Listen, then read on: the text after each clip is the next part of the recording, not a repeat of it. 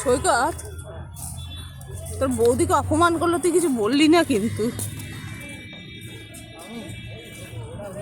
এইটা না মোবাইল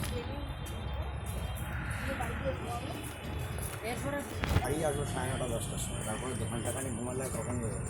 12টায় বেরোবে।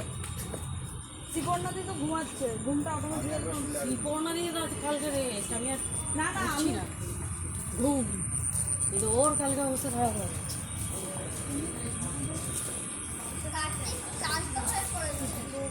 আমার কাজ থাকলে ঘুরি, আমি আগে রাত্রে অবধি থাকতে না, রাত্রি সকাল হয়ে গেছে, 6টা 6:30 বেজে যাবে।